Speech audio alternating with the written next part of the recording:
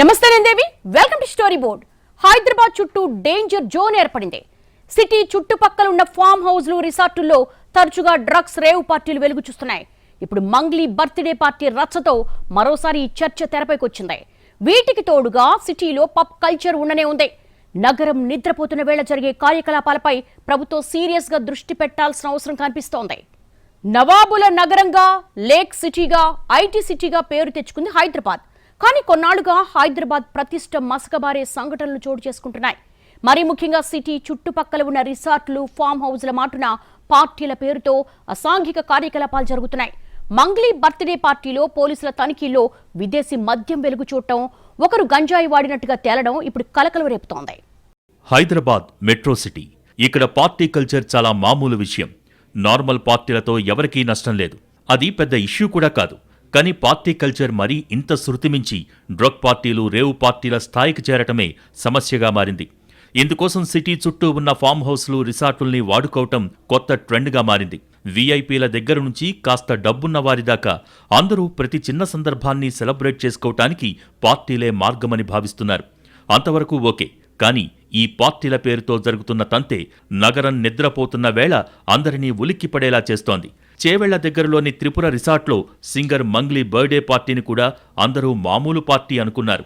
కానీ న్యూసెన్స్గా ఉందనే ఫిర్యాదుతో అక్కడికి వెళ్లిన పోలీసులకు షాకింగ్ విషయాలు తెలిసాయి.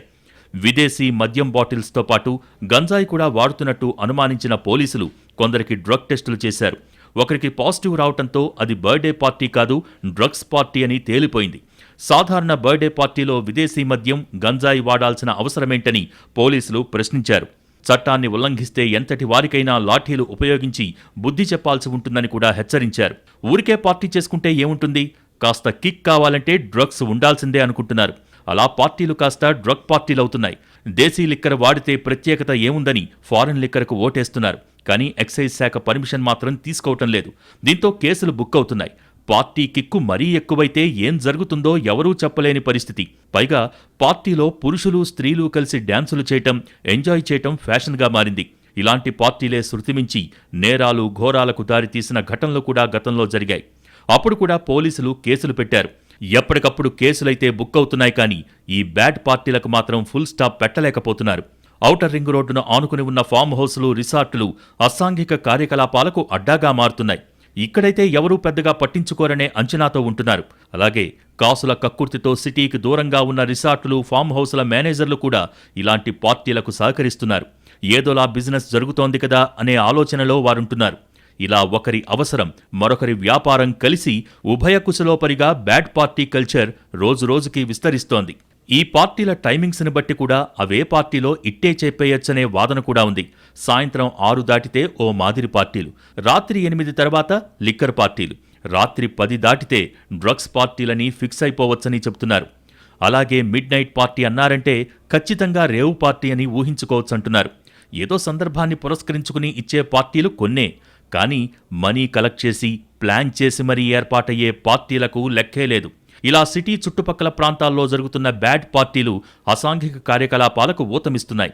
ఈ డిమాండ్ను క్యాష్ చేసుకోవటానికి రిసార్టులు, ఫామ్ హౌస్లు కూడా బ్యాడ్ పార్టీలకు సెపరేట్ రేటు వసూలు చేస్తున్నాయనే ఆరోపణలు కూడా ఉన్నాయి. పోలీస్ ప్రాబ్లం రాకుండా తాము చూసుకుంటామని హామీ ఇచ్చే కొన్ని రిసార్టులు కూడా లేకపోలేదు. అయితే ఎంత జాగ్రత్త పడ్డా ఏదో రకంగా పోలీసులకు ఉప్పందుతోంది. అడ్డంగా బుక్ అయిపోతున్నారు. ఇంతవరకు బాగానే ఉంటోంది. కానీ కేసు బుక్ అయ్యాకే అసలు కథ మొదలవుతోంది. కఠిన చర్యలు తప్పవని పోలీసుల హెచ్చరికలే కానీ రోజులు గడిచే కొద్దీ ఇలాంటి కేసులు నీరుగారిపోతున్నాయి. నిందితులు కూడా కొన్ని రోజుల కస్టడీ తర్వాత బెయిల్పై విడుదలవుతున్నారు. అంతేకాని బ్యాడ్ పార్టీ కేసుల్లో కఠిన శిక్షలు పడుతున్న సందర్భాలు అరుదుగా ఉంటున్నాయి. దీంతో కేసులు బుక్ అయినా ఏదోలా బయటపడవచ్చనే ధీమాతో రిసార్టులు, ఫామ్ హౌసుల్లో బ్యాడ్ పార్టీలకు బరి తెగిస్తున్నారు. ఎక్కువ పార్టీలు వీకెండ్లోనే జరుగుతాయి. దీంతో వీకెండ్స్లో బ్యాడ్ పార్టీలకు సహకరించే రిసార్టులు, ఫామ్ హౌసులకు ఫుల్ డిమాండ్ ఉంటుంది. సిటీ శివారులో చాలా వరకు ఫామ్ హౌసులు ఖాళీగానే ఉంటాయి. ఇదే అదనుగా వీటిని అసాంఘిక కార్యకలాపాలకు అడ్డాగా మార్చేస్తున్నారు. అసలు యజమానులు ఎక్కడో ఉండటంతో వారు ఇక్కడో వాచ్మెన్ను పెడతారు. అసలు యజమానుల పర్యవేక్షణ అంతగా లేకపోవటమే బ్యాడ్ పార్టీలకు అడ్వాంటేజ్గా మారుతోంది. ఫామ్ హౌస్ అయితే వాచ్మెన్ను, రిసార్ట్ అయితే మేనేజర్ను మేనేజ్ చేస్తే చాలు. పార్టీ పేరుతో ఏం చేసినా అడిగేవాడుండడు. సిటీలో జరిగే పార్టీలు కొంతవరకు లిమిట్లో ఉంటాయి. ఇక్కడ బాగా పలుకుబడి ఉన్నవారే బరి తెగించే అవకాశం ఉంటుంది. కానీ రిసార్టులు, ఫామ్ హౌసుల్లో అలా ఉండదు. ఎక్కువ మంది దృష్టిలో పడమనే ఉద్దేశంతోనే ఇక్కడ పార్టీలు పెడతారు. ఎవరూ గమనించడం లేదనే ధీమాతో ఇక్కడ అందరూ రెచ్చిపోతారు. ఏం చేసినా, ఎలా ఎంజాయ్ చేసినా ఎవ్వరికీ తెలియదనే ఊహే వీరిని మత్తులో ముంచేస్తోంది. అడపాదడపా పోలీస్ కేసులు నమోదైనా చాలా వరకు పార్టీలు రహస్యంగానే జరుగుతున్నాయి. అసలక్కడ ఏం జరుగుతోందో తెలియనంతగా బ్యాడ్ పార్టీల్లో ఫుల్గా ఎంజాయ్ చేస్తున్నారు.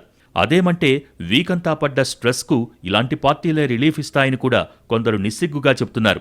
అసలు తాము అసాంఘిక కార్యకలాపాలు చేస్తున్నామనే స్పృహ కూడా చాలామందికి ఉండటం లేదంటే నమ్మాల్సిందే. బ్యాడ్ పార్టీల్లో డ్రగ్ పార్టీలు ఓ రకమైతే ఇక రేవ్ పార్టీలు వీటన్నింటికీ పీక్స్. రేవ్ పార్టీల్లో ప్రధానం మ్యూజిక్, లైటింగ్. మిణుకు మిణుకు అంటూ వచ్చే లైట్లలో డ్యాన్స్ చేస్తూ ఎంజాయ్ చేస్తారు. ఎలక్ట్రిక్ ట్రాన్స్ మ్యూజిక్, లైటింగ్, లేజర్ షోలు, ప్రొజెక్టెడ్ ఇమేజ్లు, విజువల్ ఎఫెక్ట్లు, ఫాగ్ మిషన్లు ఉంటాయి. రేవ్ పార్టీలో ఉపయోగించే డీజే సౌండ్ కూడా చాలా ఎక్కువగా ఉంటుంది. డ్రగ్స్ తీసుకుని అమ్మాయిలు, అబ్బాయిలు మ్యూజిక్లో మునిగిపోతారు. ఇష్టం వచ్చినట్టు డ్యాన్సులు చేస్తారు. రేవ్ పార్టీలు 24 గంటల నుంచి 3 రోజుల వరకు కూడా జరుగుతుంటాయి.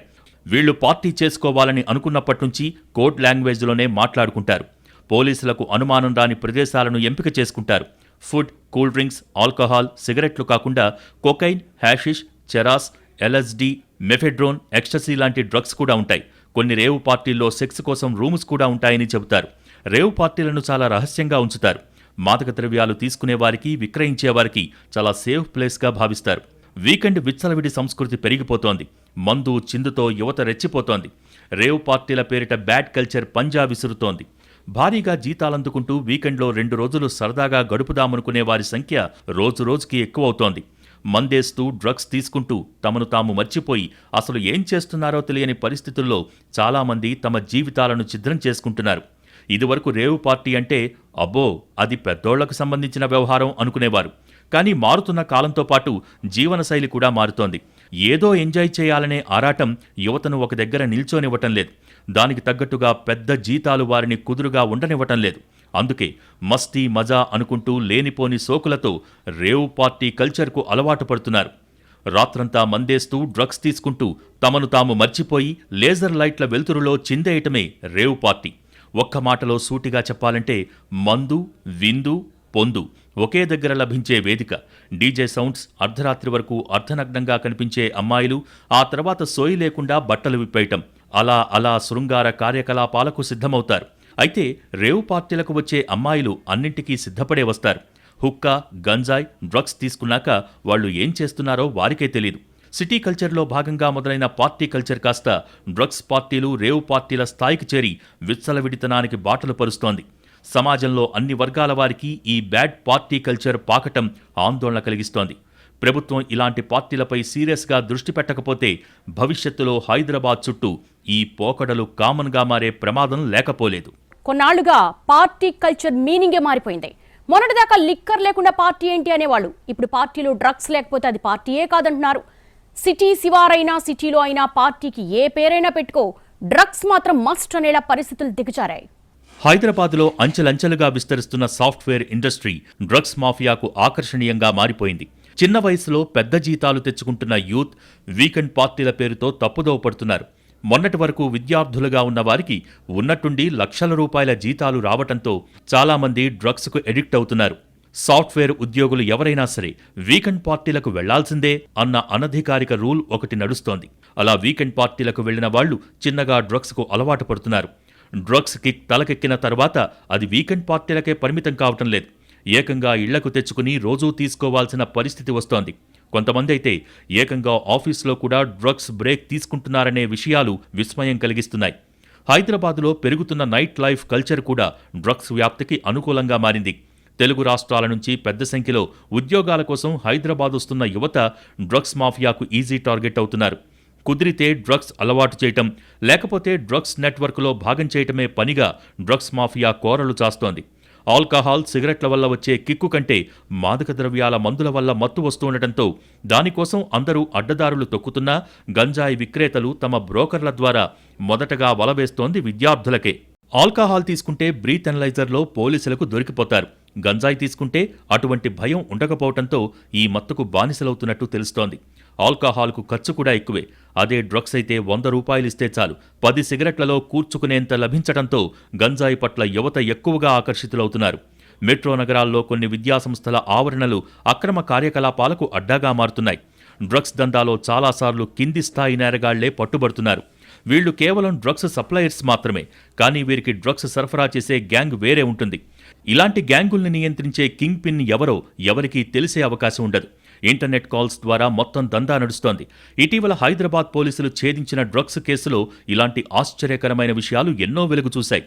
పోలీసుల కళ్లు గప్పటానికి అత్యాధునిక సాంకేతికత వినియోగిస్తున్న డ్రగ్స్ కేటుగాళ్లు మూడో కంట పడకుండా కోట్ల రూపాయల విలువైన డ్రగ్స్ను వినియోగదారులకు చేరవేస్తున్నారు. డ్రగ్స్ సరఫరా కోసం ఎంత రిస్క్ అయినా తీసుకోవటానికి సిద్ధంగా ఉండే పెడ్లర్స్ను నియమించుకుంటున్నారు.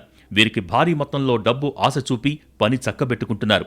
చాలాసార్లు పెడ్లర్లు తాము ఏం సరఫరా చేస్తున్నామో కూడా తెలియకుండానే నేరంలో ఇరుక్కుపోతున్నారు.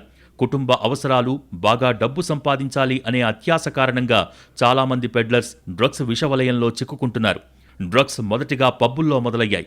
పబ్బులకు వెళ్తేనే కదా ప్రాబ్లం అనుకున్నారు. ఆ తర్వాత సాఫ్ట్వేర్ ఇంజనీర్లను బానిసల్ని చేసుకున్నాయి. మన పిల్లలు సాఫ్ట్వేర్ కాదు కదా అనుకున్నారు. కానీ ఇప్పుడు డ్రగ్స్ ఇంటర్నేషనల్ స్కూల్స్, ఇంజనీరింగ్ కాలేజీల్లోకి వచ్చేశాయి. అంటే హైదరాబాద్లో ఇంటింటికి డ్రగ్స్ ముప్పు పొంచి ఉన్నట్టే. ప్రమాదం మనం ఎక్కడికో వెళ్తే రావటం కాదు, ప్రమాదమే మన ఇంటికి వచ్చి తలుపు తడుతోంది.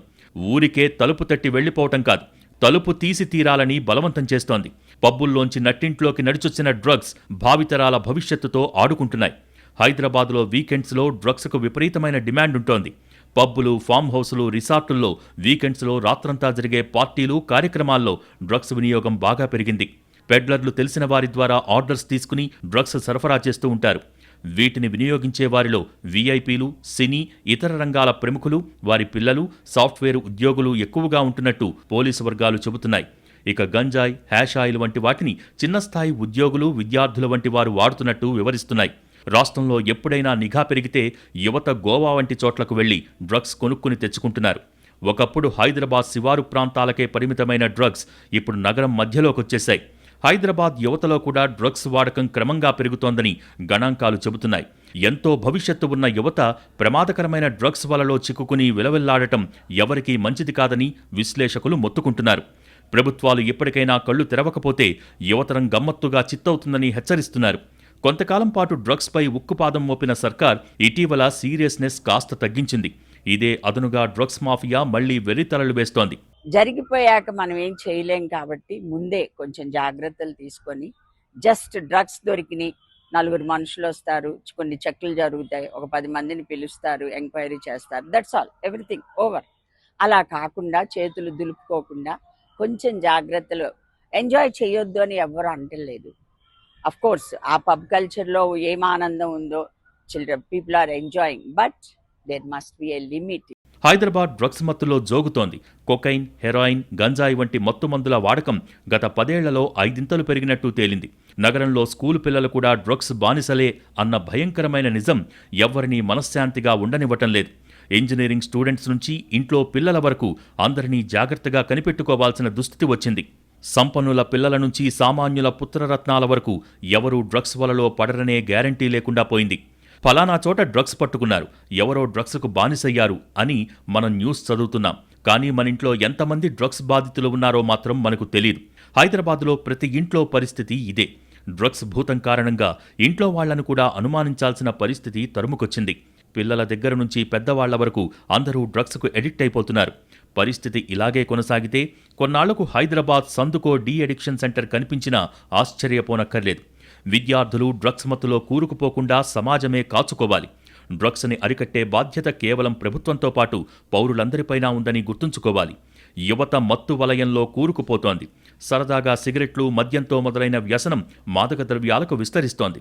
గంజాయి దమ్ము కొడితే ఎలా ఉంటుందో చూడాలనే ఉత్సాహంతోనే ఎక్కువ మంది రొంపిలోకి దిగుతున్నారు. స్నేహితుల జన్మదిన వేడుకల్లో, వారాంతపు పార్టీల్లో గంజాయి సేవనం సాధారణమైపోయింది. ఆ తర్వాత గోవా లాంటి ప్రాంతాల్లో దొరికే ఎల్ఎస్డీ బ్లాట్స్కు అలవాటు పడుతున్నారు. సామాజిక మాధ్యమాల ద్వారా డ్రగ్స్ కోసం రహస్య సంకేత పదాలతో సంభాషణలు సాగిస్తున్నారు.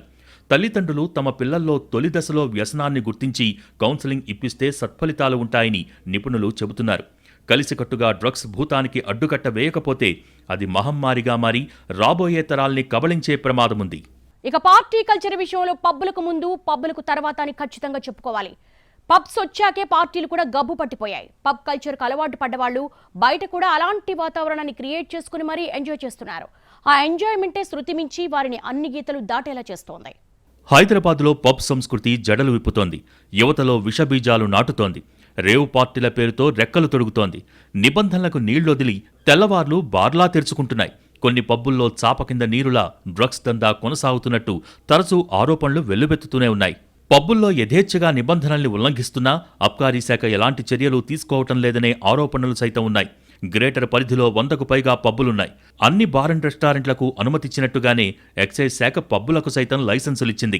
బార్ అండ్ రెస్టారెంట్లకు ఉండే నిబంధనలే వీటికి వర్తిస్తాయి.